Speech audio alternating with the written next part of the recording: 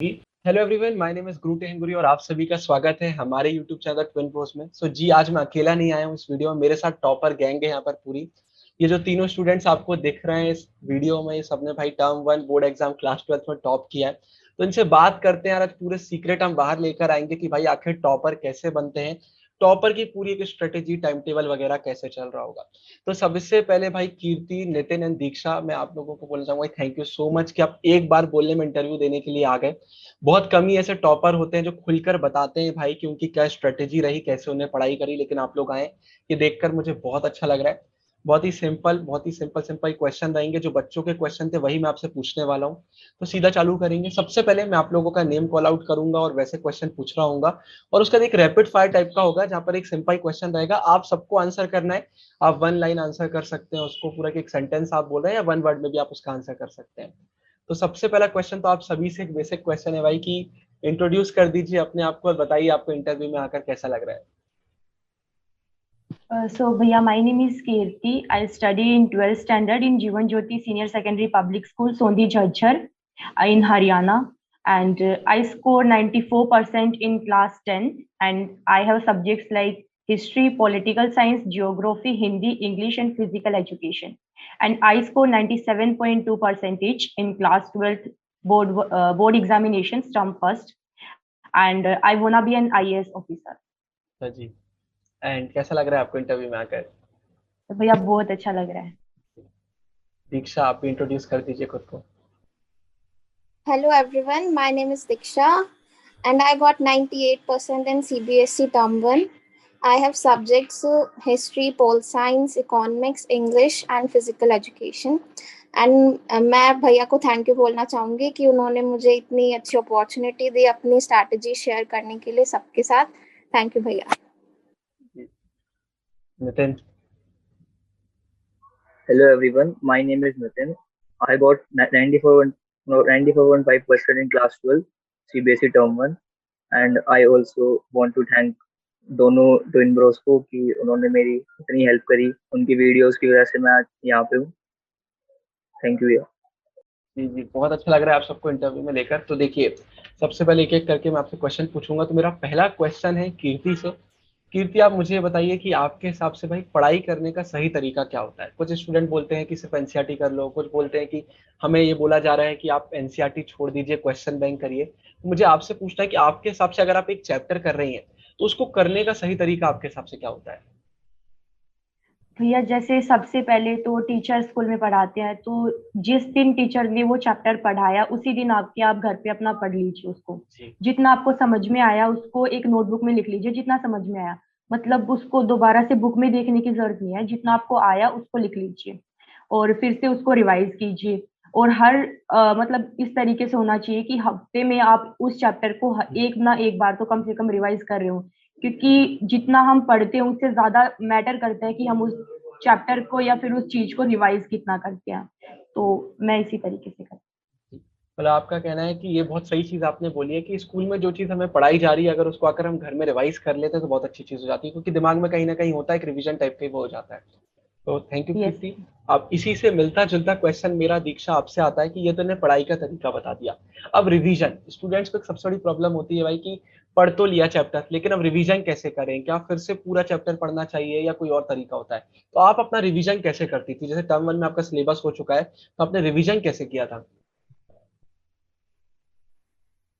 Term 1 में भैया हमारे पास बहुत ज्यादा टाइम था, मुझे ऐसा लगता है, तो मैंने पूरे चैप्टर्स दोबारा पढ़े थे जब हमारे एग्जाम्स होने वाले थे।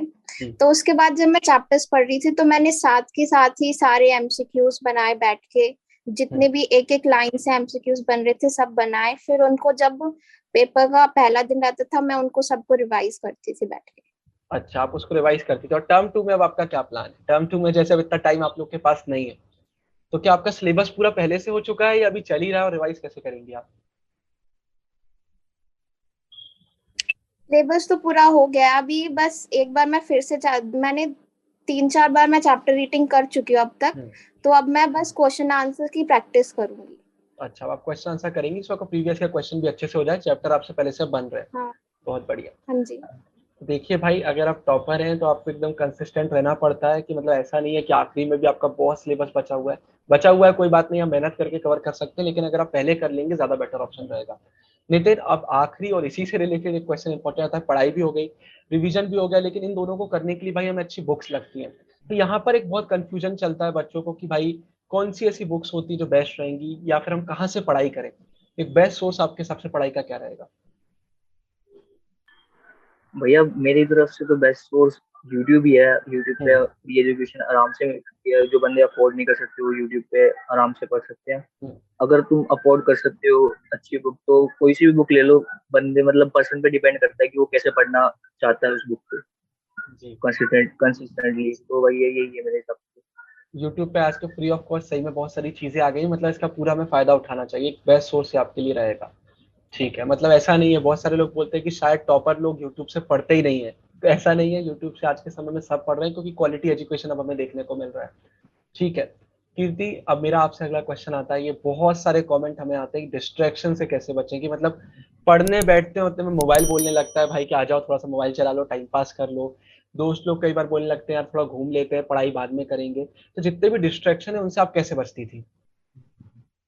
भैया मैं जैसे कि मोबाइल है तो उसके लिए आप अपना टाइम लिमिट कर दीजिए कि मुझे पूरा दिन में सिर्फ 1 ही घंटा मोबाइल चलाना है, या फिर इतनी देर तक दोस्तों से बात करना है, फिर इतनी देर तक खेलना है। मैं अपना टाइम सेट कर देती थी, और उससे ज्यादा 1 मिनट भी अगर ज्यादा हो जाता है तो फिर मतलब उसको रिकवर करने के लिए मैं और ज्यादा पढ़ाई करती थी।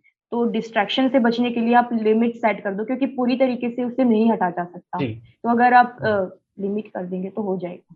लिमिट करना बहुत जरूरी है, और आपने ये चीज बहुत सही बोली। देखिए, यही एक आंसर होते हैं जो हम सुनना चाहते हैं। बहुत सारी जगह बोला जाता है अरे आप मोबाइल फेंक दो, मोबाइल यूज मत करो, लेकिन आज के समय में मोबाइल के बिना आप नहीं कर सकते कुछ। अब जैसे अगर आपको इंटरव्यू ही देखना है तो आप मोबाइल से देख रहे होंगे, लैपटॉप से देख रहे होंगे। तो मोबाइल आज के समय में इंपॉर्टेंट है, बट यही है कि हम अगर लिमिट कर देते हैं कि भाई मैं सिर्फ 1 घंटा चलाऊंगा या 2 घंटे चलाऊंगी, तो बेटर ऑप्शन रहेगा। ठीक है, बहुत सही आपने बोला। और इसके बाद मेरा जो अगला क्वेश्चन है वो दीक्षा आपसे है, कि डिस्ट्रैक्शन के साथ साथ वहाँ पर मैंने एक लाइन फ्रेंडशिप पर भी बोली थी, कि कई बार दोस्त बोल देते हैं कि यार घूमने चलते हैं। तो जैसे मैं आपसे पूछना चाहता हूँ, कई बार ऐसा होता है कि हमारा फ्रेंड सर्कल बहुत अच्छा होता है, लेकिन कुछ स्टूडेंट्स को प्रॉब्लम होती है कि उनका फ्रेंड सर्कल अच्छा नहीं होता है, मतलब वहाँ पढ़ाई की बातें नहीं हो रही होती, फालतू बातें हो रही होती है। तो आपके हिसाब से एक अच्छा फ्रेंड सर्कल होना कितना जरूरी है अगर आप टॉपर बनना चाहते हैं? क्या फ्रेंड्स का कोई रोल रहता भी है कि नहीं रहता है? भैया बहुत ज्यादा रोल रहता है। जी। 10th क्लास में मेरे साथ ऐसा हुआ था। अच्छा। 2-3 महीने तक मेरा फ्रेंड सर्कल ऐसा था, वो पढ़ता नहीं था बिल्कुल भी। हम्म। तो मैं बहुत डिस्ट्रैक्ट रहती थी, लेकिन जब मैंने चेंज किया तो मेरा इतना अच्छा पढ़ाई में मन लगता था, और मेरे 91% भी आए थे फिर 10th। अच्छा जी। मतलब फ्रेंड सर्कल एक इम्पॉर्टेंट चीज है भाई, जब आप अच्छे लोगों के बीच में रहेंगे तो आपका थॉट प्रोसेस भी डेवलप होता है। जी ठीक है। और इसके बाद अब नितिन आपसे मेरा क्वेश्चन है कि कई बार ऐसा होता है यार, चाहे हम टॉपर हो चाहे ना हो, जैसे मैं भी कई बार वीडियो बता चुका हूँ कि मैं भी ऐसा नहीं रहा कि स्टार्टिंग से टॉपर था, लेकिन धीरे धीरे ग्रोथ करी। आप पढ़ने में चाहे कितने अच्छे हो चाहे ना हो, हम बीच बीच में कई बार अपना मोटिवेशन खोने लगते हैं, सैड फील करने लगते हैं, नेगेटिव थॉट्स आने लगते हैं। तो आप इस चीज से डील कैसे करते हैं एग्जाम के समय पर, खासतौर पर जैसे अब 1 महीना बचा है टर्म 2 में, बहुत सारे कमेंट्स आते हैं कि पढ़ाई में मन ही नहीं लगता है क्योंकि मोटिवेशन ही नहीं है। तो कैसे आप मोटिवेटेड रहते थे जिससे आपकी कंसिस्टेंसी मेंटेन रहे?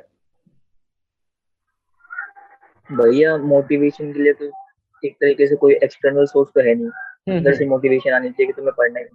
ठीक है, देन आप एक काम कर सकते हो कि थोड़ा मतलब जितना पढ़ सकते मतलब एक, जैसे तुम्हें 1 घंटा पढ़ना तुम 30 मिनट्स ही पढ़ लो। हम्म। और उसके बाद तुम क्या करो कि डेली टारगेट्स फिक्स कर लो। जैसे तुम डेली टारगेट्स फिक्स करोगे उन्हें पूरा करोगे ना, तो अगले दिन मोटिवेटेड रहोगे कि तुम अगले दिन और ज्यादा करोगे। हम्म। उसके हिसाब से आपकी कंसिस्टेंसी बनती रहती है, हम्म। आराम से हो जाते हैं। ठीक है। मुझे आप तीनों के आंसर जो आप दे रहे हैं उसमें एक चीज इतनी अच्छी लग रही है कि बहुत सिंपल तरीके से आप चीजों को समझा रहे हैं। और ये मैंने अभी बहुत सारे टॉपर्स इंटरव्यू लिए हैं, तो एक चीज मुझे समझ में आई, मैं आप सबको बोलना चाहूंगा व्यूअर्स को, कि जो ये टॉपर्स रहते हैं ना, इनका माइंड बहुत क्लियर रहता है। मतलब ऐसा नहीं है कि अगर हम इनसे कोई क्वेश्चन पूछ रहे हैं तो इनके या तो आंसर ही नहीं है, या फिर अगर आंसर दे रहे हैं तो बहुत घुमा फिरा के कोई बातें कर रहे हैं जो प्रैक्टिकली पॉसिबल नहीं है। एकदम सिंपल और सटीक आंसर रहते हैं कि भाई डिस्ट्रैक्शन से कैसे बचना है, आप कट कर दीजिए, एक सिंपल सा प्रैक्टिकल सोल्यूशन है। तो ये बहुत मुझे अच्छा लग रहा है। और अच्छा आप ये बताइए, बहुत कीर्ति, अब मेरा आपसे एक इंटरेस्टिंग क्वेश्चन आता है कि देखिए हमारा जैसे बात करते हैं प्री बोर्ड वगैरह हुए होंगे, सब हुए होंगे, हो सकता है आपने अच्छा स्कोर किया होगा या नहीं किया होगा, लेकिन कहीं ना कहीं हमें अंदर से पता होता है कि मेरा प्रिपरेशन सही चल रहा है, मैं कोई तो ऐसी एक चीज कर रही हूँ जिससे मैं लोगों से आगे निकल रही हूँ। तो आपके हिसाब से वो आपका क्या फैक्टर था, आपकी लाइफ में ऐसी क्या चीज थी जो आपको लगती थी आपको लोगों से आगे बढ़ा रही है, यही एक चीज है जो आपको टॉपर बना देगी, या और भी चीज, दो तीन चीजें हो सकती हैं, तो आपकी पर्सनैलिटी में क्या थी ऐसी चीज? भैया सबसे पहले तो कंसिस्टेंसी, मतलब ये रहता था, कई बच्चे होते हैं कि एक दिन 10 घंटे पढ़ लिए और अगले एक हफ्ते तक बुक उठा के ही नहीं दिखी। तो मैं बहुत ज्यादा नहीं पढ़ती, मैं सिर्फ 2 से 3 घंटे डेली पढ़ती हूँ। लेकिन मेरा ये होता है कि मुझे वो पूरी कंसिस्टेंसी से पढ़ना है और पूरे कंसंट्रेशन से पढ़ना है। मतलब वो 3 घंटे में कहीं इधर उधर की बातें नहीं होती, सिर्फ पढ़ाई के ऊपर ही होता अच्छा है। जी। तो मतलब कंसिस्टेंसी एक चीज थी जिसने आपको आगे बढ़ाया। तो इसमें मैं आपसे एक और क्वेश्चन यही कर देता हूँ कि जैसे कई स्टूडेंट की प्रॉब्लम ये होती है और शायद आपने भी फेस किया होगा कि जैसे हमने एक टाइम टेबल बनाया कि भाई मुझे 3 घंटे डेली पढ़ना है, जैसे एक दिन होता है, 2 दिन होता है, 3 दिन होता है, फिर ब्रेक लग जाता है। तो जब वो ब्रेक लगता है तो हम बहुत नेगेटिव फील कर रहे होते हैं कि यार कहीं ना कहीं मेरा एक टाइम टेबल मुझसे छूट गया। तो वैसे समय आप वापस से फिर पाथ पर कैसे आती थी कि चलता है यार 2-3 दिन बर्बाद हो गए बट वापस से सही करेंगे? फिर भैया उससे ये हो जाता था कि अगर वो मोटिवेशन कम हो गया तो 1-2 दिन का ब्रेक ले लिया और हम्म। फिर से वो पढ़ाई स्टार्ट कर दी। तो मेरा एक फिक्स शेड्यूल रहता है कि सुबह 3 घंटे है तो वो पढ़ना ही पढ़ना है। अच्छा। तो सुबह की वो 3 घंटे की पढ़ाई हो गई तो फिर पूरा दिन में कितना भी ज्यादा डिस्ट्रैक्शन हो या फिर पढ़ने का मन ना करे, वो 3 घंटे मेरे पूरे हो ही जाते हैं। बहुत सही आपने कहा कि मतलब आपने अपने दिन का पहला टास्क ही पढ़ाई रख दिया है। और पहला टास्क तो हम दिन का कर ही लेते हैं कि भाई सबसे पहले ये काम करना है, इसको कर लेते हैं। अच्छा, और मेजोरिटी स्टूडेंट्स का सुबह मेरे हिसाब से पहला टास्क होता है मोबाइल चलाना, और इसलिए फिर 2-3 घंटे बर्बाद हो जाते हैं। जी ठीक है। अच्छा दीक्षा, मैं आपसे पूछना चाहूंगा कि बहुत कमेंट ये भी आ रहे थे कि अब बहुत कम टाइम बचा है टर्म 2 के लिए, और बहुत सारे बच्चे जिनका सिलेबस नहीं हुआ है, और जैसा आपने कहा आपका 10th में भी अच्छा रिजल्ट था, 12th में भी आपने टर्म 1 में इतना अच्छा किया है, तो मैं आपसे सिंपल पूछना चाहता हूँ कि क्या इजी है अगर अभी कोई पढ़ना चालू कर देता है पूरी मेहनत से, तो क्या वो कर सकता है अपना सिलेबस और अच्छा स्कोर कर सकता है? मेरा तो मानना है कि वो कर सकता है, आराम से कर सकता है। जी। क्योंकि हर दिन अगर वो एक चैप्टर भी करे हम्म। तो वो भी उसका अच्छे से कंसंट्रेशन से करे तो पूरा हो जाएगा अच्छे से। और फिर ऐसा नहीं है कि टर्म 2 हमने ऐसे 10th में भी तो ऐसे ही दे रखा ऑब्जेक्टिव टाइप क्वेश्चंस। हम्म। ऐसा नहीं है कि हमें पूरा जैसे एमसीक्यू बहुत डिफिकल्ट था हमें पहले, लेकिन हमने ऐसे दे रखा है क्वेश्चन आंसर्स के फॉर्मेट में, तो बहुत आसान है, जी। सिलेबस पूरा हो सकता है, ऐसी कोई बात नहीं। तो भाई सुन लीजिए, एक टॉपर बोल रही हैं आसान है, मतलब सही बोल रही, तो ऐसा मत करिए कि भाई अब पढ़ाई छोड़ रहे हैं बहुत सारे स्टूडेंट कि यार अब तो नहीं हो सकता, अब कुछ दिन बचे हुए हैं, पूरा सिलेबस बचा हुआ है, जाने देते हैं। तो ऐसा नहीं है, दिन में 1-2 चैप्टर आराम से मेहनत करके करिए, आपका हो जाएगा। इसके बाद इस राउंड में नितिन, मेरा आपसे आखिरी क्वेश्चन है। जब मैं आपसे बात कर रहा था तो मुझे समझ में आया, आप बता रहे थे कि 12th में अच्छा स्कोर करने के लिए आपने बहुत मेहनत करी है, तो शायद यही एक रीजन था कि मैंने आपको सिलेक्ट भी किया इंटरव्यू के लिए। तो मैं आपसे जानना चाहता हूँ कि बहुत सारे ऐसे स्टूडेंट हैं जो बहुत मेहनत कर रहे हो, पास्ट में उनका रिजल्ट इतना अच्छा नहीं रहा है, तो आपने क्या चेंजेस किए थे अपनी लाइफ में जिससे आपको एकदम ये ड्रास्टिक चेंज देखने को मिला और अब आप अच्छा स्कोर कर रहे हैं? भैया मैं सच से बताऊं तो 10th तक तो मैं बिल्कुल एवरेज स्टूडेंट था, ठीक है। अच्छा। हम्म। 11th क्लास में जैसे ही एंटर हुआ ह्यूमैनिटी स्ट्रीम में, तो बेसिकली मैंने जो नॉर्मल चेंजेस करे, हम्म। पहले तो टीचर्स का, जो स्कूल में अटेंटिवली बैठा मैं, ढंग अच्छा। से सुना मैंने टीचर्स को जो भी पढ़ा रहे हैं। फिर देन मैंने घर जाके रिवाइज करा। जी। फिर देन भैया फिर नॉर्मल 2 to 3 आवर्स में पढ़ा रोज हम्म। 11th क्लास में। अच्छा। अच्छा। 11th क्लास से मेरा बेस बना स्ट्रॉन्ग। तो उसके बाद से मैं 12th में ऐसा टॉपर निकला कि मैं बेसिकली जैसे पहले 2 to 3 आवर्स पढ़ पाता था, अब मैं 5 to 6 आराम से पढ़ पाता हूँ कंसिस्टेंटली। अच्छा। अच्छा। तो एंड मतलब एंड सेकेंड भैया, जो मैं पहले 10th तक फोन ज्यादा चलाता था, पबजी वगैरह बहुत खेलता जी था। जी। तो देन फिर मैंने सबसे पहले तो उसे उसे हटाया, पबजी गेम को, एंड इंस्टाग्राम को, सोशल मीडिया सारा मैंने कट कर दिया, क्योंकि मेरे को पता था कि इसके अंदर मैं अब खुद के ट्रैप में फंस गया, मुझे दिक्कत हो जाएगी हम्म। रिजल्ट के बारे में। भैया फिर तो मैं अब तक तो इंस्टाग्राम बिल्कुल ही कम यूज करता हूँ, लेकिन बहुत ही कम, बहुत कम। At least 10 to 15 minutes. बस भैया अपने आप ही से चलता रहा। मतलब आपने रूटीन चेंज कर लिया अपना पूरा, पहले जहां जहां आप गलत करते थे उसको आपने सही में बदल दिया है और आप कंसिस्टेंट वे में पढ़ाई कर रहे हैं। तो सामने नितिन हमारे एग्जाम्पल है कि अगर आप मेहनत करते हैं तो आपके पास से रिजल्ट के कोई अंतर नहीं आता भाई, आप फ्यूचर में बहुत अच्छा स्कोर कर सकते हैं। ठीक है जी, तो ये हमारा पहला राउंड खत्म होता है। अगले राउंड में मैं आप लोगों से सिंपल क्वेश्चन पूछूंगा, आप तीनों को आंसर करना है। आप सिंगल वन वर्ड में भी आंसर कर सकते हैं, चाहे तो एक सेंटेंस बोल सकते हैं, और अगर आपको लगता है कि उस क्वेश्चन में आप कुछ अपने व्यूज और शेयर करना चाहते हैं तो वो भी आप कर सकते हैं ना। सो पहला क्वेश्चन आता है कि आप अगर बात करते हैं, अभी आप सब सीरियसली पढ़ाई कर रहे होंगे क्योंकि टाइम अब कम बचा है, तो आप डेली कितने घंटे पढ़ाई करते हैं?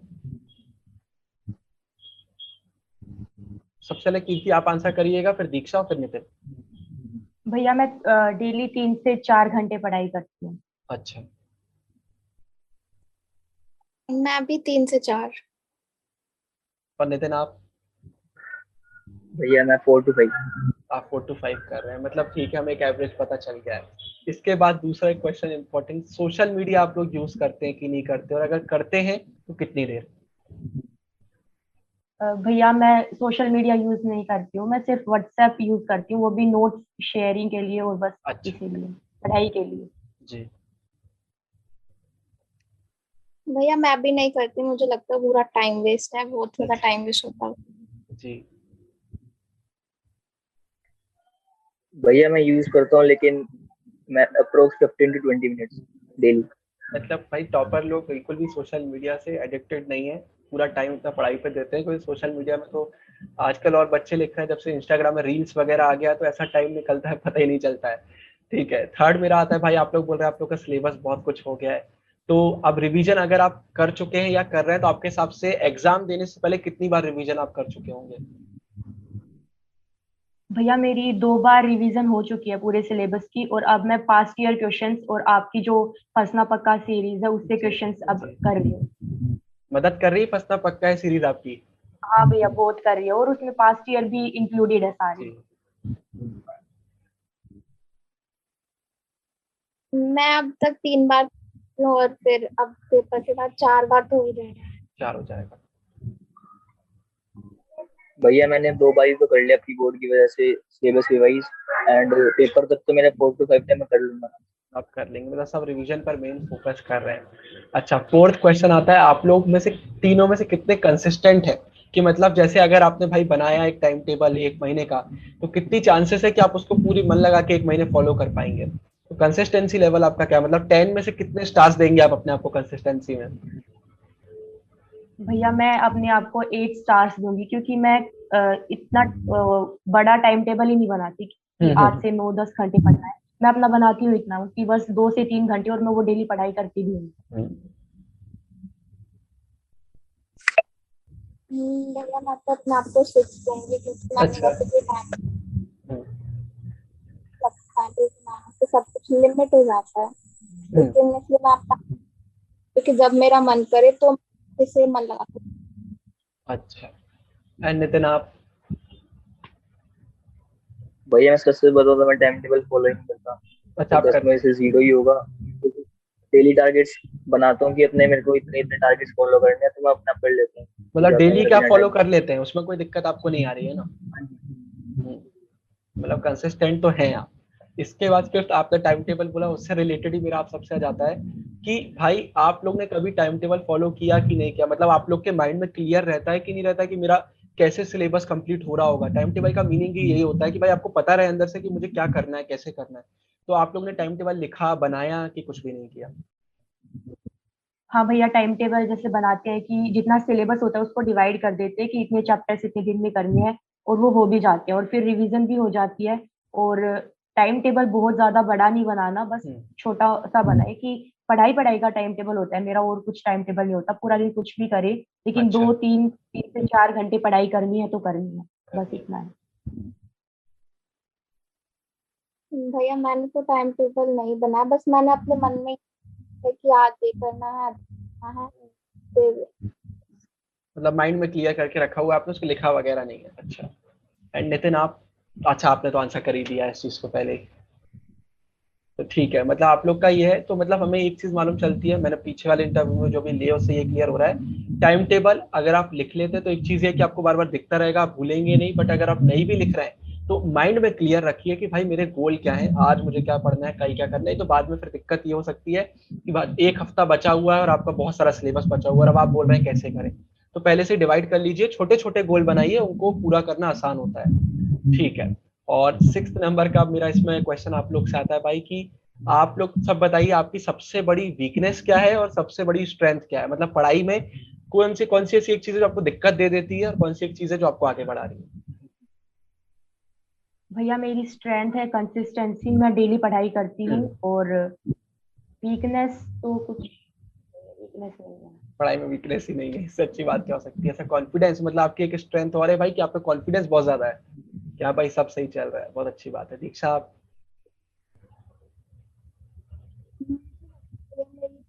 मेरा कंसंट्रेशन है कि मैं बहुत लगा के पढ़ती हूँ, यानी कि अच्छा, कंसंट्रेशन। एक लाइन को बार बार पढ़ती ताकि मैं भूल ना पाऊँ। और वीकनेस सोचनी पड़ेगी भैया देख लीजिए, टॉपर इतनी मेहनत करते हैं कि वीकनेस ही खत्म हो जाती है, तो ऐसी मेहनत आप सबको भी करना है। नितिन आप भी बता दीजिए। भैया मेरी स्ट्रेंथ तो एक कंसिस्टेंसी है और दूसरा कि मैं अपने आप को चैलेंज करता रहता हूँ हर अच्छा। वीक पे, हर एक दिन पे कि आज से ज्यादा कल ज्यादा करना, आज से ज्यादा ऐसे। और वीकनेस तो आई थिंक अभी तक तो कुछ नहीं है, बाकी आगे पता नहीं। चलिए बढ़िया जी। अब आखिरी 2 क्वेश्चन आप लोगों से बचे हैं। एक 7 नंबर पर आता है कि हॉबीज बता दीजिए अगर आप लोगों की कुछ है, पढ़ाई के अलावा आप लोग क्या करते हैं अपनी डेली लाइफ में? भैया मेरी हॉबीज है रीडिंग नॉवेल्स, न्यूज़पेपर, और बस यही है, और ट्रैवलिंग। आपको ट्रैवलिंग पसंद है। दीक्षा, नितिन? मुझे डांसिंग पसंद है, सिंगिंग पसंद है और न्यूज पढ़ना। अच्छा भैया मेरे को बेसिकली मैं जिम्नास्टिक्स करता हूँ। अच्छा अच्छा अच्छा, ठीक है, आपको पसंद है। अब आखिरी क्वेश्चन यार मेरा आप लोगों से, आप अगर कोई मैसेज देना चाहते हैं व्यूअर्स को, जितने भी बच्चे अभी तक एंड तक इंटरव्यू देख रहे हैं, मतलब उनको एक बहुत ज्यादा नीड है आप सबकी गाइडेंस की, तो आखिरी में अगर एक एक मैसेज अगर आप कुछ भी देना चाहते हैं स्टूडेंट्स को, आपका जो मन है। भैया मैं तो यही मैसेज दूंगी कि अपने स्टार्टिंग से डे फर्स्ट से ही पढ़ाई कीजिए, और हार्डवर्क और डेडिकेशन 2 ऐसी चीजें हैं जिससे एक इंसान जीरो से और हीरो बन सकता है, कुछ भी अचीव कर सकता है। और अपनी पढ़ाई में हमेशा कंसिस्टेंट रहें, डरे ना और कॉन्फिडेंस रखें। थैंक यू सो मच कीर्ति। मेरे हिसाब से तो डरने की जरूरत नहीं होती एग्जाम से। बच्चे बहुत ज्यादा डरते हैं, बहुत ज्यादा। मार्क्स कम आ जाएंगे, वो हो जाएगा, ये हो जाएगा। जितने भी मार्क्स हैं अब तो वैसे भी कुछ फर्क नहीं पड़ता, 12th के मार्क्स वैसे भी कम नहीं होंगे। हमें अपने मन से पढ़ना है कि हमें ये चीज जाननी है, हमें अपना ज्ञान बढ़ाना है, ना कि मतलब मार्क्स के पीछे भागने की कोई भी जरूरत नहीं है, आप नॉलेज के पीछे भागिए, सक्सेस वगैरह आपको अपने आप मिलती रहेगी। नितिन आप क्या कहना चाहते हैं? भैया मेरा भी सेम ही कहना है कि मतलब कि मार्क्स के पीछे पेपर में एग्जाम के लिए मत पढ़ो, अपनी नॉलेज इंक्रीज करने के लिए पढ़ो, क्योंकि वो नॉलेज हमेशा आगे कुछ ना कुछ काम आएगी, ये नहीं है कि वेस्ट हो जाएगी। एंड देन कॉन्फिडेंस रखो, एग्जाम से डरो मत, क्योंकि एग्जाम तुम्हें चेक करने के लिए तुम एनालाइज कर पाओगे अपना तुम कहाँ स्टैंड करते हो। And that's all. ठीक है, तो Kirti, Diksha, Nitin, thank you so much यार, आपने अपना टाइम निकाल कर यहाँ पर आए। आप लोग के एग्जाम को इतने कम टाइम बचा है, लेकिन आप लोग एक बार में आए और आप सबको अच्छी गाइडेंस आपने आज दी। आई होप जितने भी लोग ये वीडियो देख रहे हैं उनको बहुत मदद मिलेगी इस वीडियो का, तो वो फिर से एक पॉजिटिविटी के साथ पढ़ने बैठेंगे। So thank you so much आप तीनों का ज्वाइन करने के लिए।